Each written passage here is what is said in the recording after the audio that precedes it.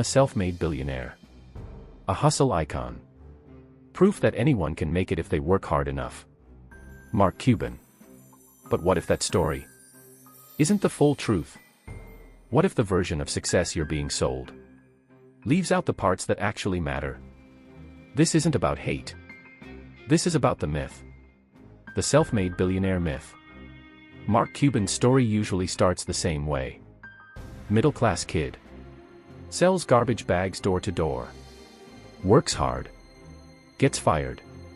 Starts his own business. It's clean. It's motivating. And it's repeated everywhere.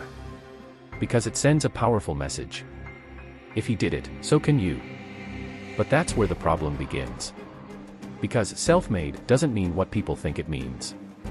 Mark Cuban was not born into poverty.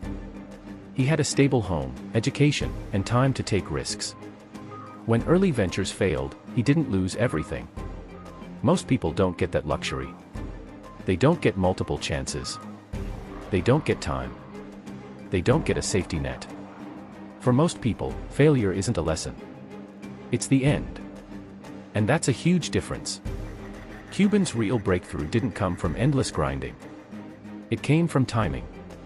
In 1999, during the peak of the dot-com bubble, Mark Cuban sold his company, Broadcast.com, to Yahoo for $5.7 billion. Not in cash. In stock. Stock that was massively overvalued. The internet economy was inflated beyond reality. Companies with no profits were worth billions.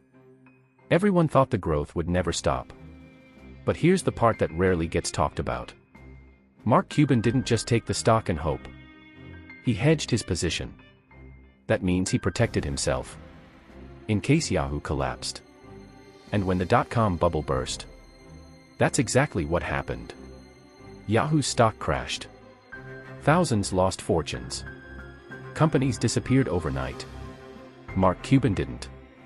His wealth was locked in. That single moment. One deal. At one point in history. During one of the biggest bubbles ever. Turned him into a billionaire forever. That wasn't hustle. That was perfect timing. Hard work may get you in the room. But luck decides who leaves rich. Yet the story sold to the public is different. The story says success is earned. Failure is your fault. And the system works. But the system didn't work for everyone in 1999. It worked for the few who were positioned perfectly. When the music stopped. And Mark Cuban was one of them. This is why the self-made billionaire myth is dangerous. Because it shifts responsibility. If billionaires are self-made, then poor people must be self-destroyed. If success is personal, then inequality is justified.